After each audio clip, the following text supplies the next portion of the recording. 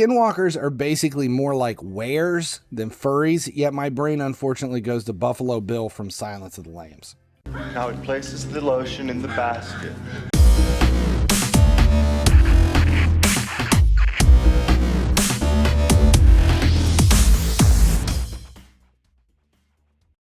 Skinwalkers. Finally, he sleeps here with another video in the Faction Wars series. The reason we struggle through all of the Faction Wars levels is not for the glyphs and the forge materials, although both are nice. It's for this frighteningly winged beauty, Lydia. On your way to claiming her, you're going to need to 3-star each and every level in Skinwalkers, though, and that's what we're going to take a look at tonight. First, though, make sure you subscribe here at YouTube, turn on notifications so you never miss when a video goes live. It's free, it's simple, but it does make a big difference here on the channel, so thanks for checking that out.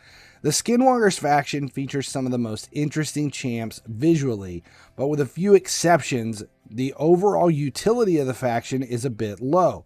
The exceptions include 3 of the special fusion event champs, Grishak, Vermin Lord, the Rat King, Razelvarg, Drugs Bunny, and Mighty Uko, which is Pumbaa Extreme.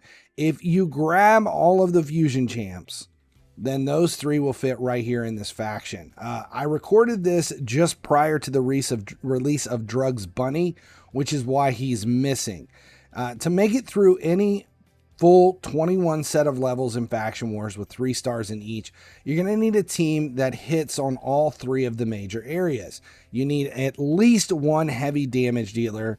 You need at least 1 debuffer and or AoE champ able to deal with the waves for crowd control, and you need at least 1 major support champ either delivering healing and cleansing or straight up reviving your down champs, or both.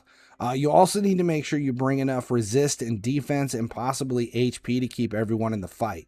Those are the rules for all factions, and Skinwalkers is no exception. For my team, I have Uko for support. He brings a crowd control AoE on his A1 that places decreased attack as well as massive full team revive on his A3. As a support champ, because he was free, he's the go-to for this faction. There are exceptions, though, if you missed out on that fusion. Hoffery's the Tusk, also in this team, is another big reviver for this faction, but Razelvarg and Steel Skull are notable crowd control as well. Another champ I need to mention is another fusion event champion, Great Hoof Loriaka, or as we're calling her, the Dairy Queen. She's going to fit right in for most people who claim her as both a turn meter control and a support champion. Basher and the Rat King bring heavy damage and crowd control here as well. Basher has a strong A1 with weaken as well as a heavy hitting AoE on his A2. Rat King brings bombs which both knock out the waves after they explode as well as destroys the boss once you get there. Fane is the final champ in my team. She's a utility damage dealer bringing both decreased defense and decreased attack. She's squishy though, so you'll need support to keep her in the team. There are a lot of exceptions here for those roles. Scabrius, Tamesia, Lorius, Brachus, and Cleoptrix are all heavy damage dealers. Snicktrack and Flesh Tear are great alternative support champs as well. Now, once you get to the final boss, which is purple here, he is going to start stealing buffs. So depending on how your team operates, that could be a problem. The boss has an A2 on a 3-turn cooldown, which is an AoE that steals all buffs and then transfers her debuffs onto your whole team. This you're going to need to plan for. Her A1 is an AoE that places fear, which means you'll need either block debuffs, a cleanse, or high enough resist to keep the fear from overwhelming your squad. Her A3 is a 12-turn cooldown HP exchange, so even if she's almost dead, once it comes up, she can just swap HP with your best champ and put her back in the fight. You'll need to be fast enough so you can either kill her before she hits 12 turns, or better yet, slow her down with decreased speed. She has 2 minions. The left one lays down provokes on your champions, and the right one gives your champs the leech debuff. You'll need to deal with these first before the boss. We've already taken them out here in this case. Beside dealing with the minions, though, if you can freeze, stun, or sleep them to slow them down, then let your AoEs do their work while you focus on the boss.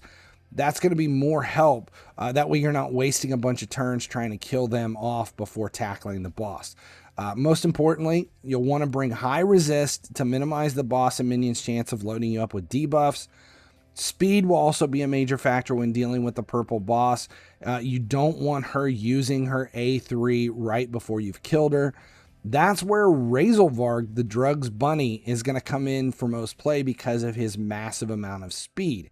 Now, if you don't have a cleanser or block debuffs on everyone, resist is the most important aspect for this level. In my team, besides resistance, the combination of both Hofferes the Hippo and Mighty Uko the Warthog were what made the difference, mostly because of all the debuffs between weaken, decrease attack, and decrease defense, bombs, and poisons this team lays down and then gets stuck with when the boss uses her A2. It's that switch of debuffs that makes it so that if you're going to lay down a team that's heavy on debuffs, you've got to have a way of dealing with them when they inevitably come back your way. Now, if you have other factions you're struggling with, check out the whole Faction Wars series here on the channel. All the links for the full series are below in the video description. If this information helped you out along the way in your run toward Lydia, please consider subscribing here at the channel. It's a small gesture that goes a long way towards growth here for me. I'm Finally He Sleeps. Thanks for hanging out, and as always, as long as you keep watching, I'll keep making videos.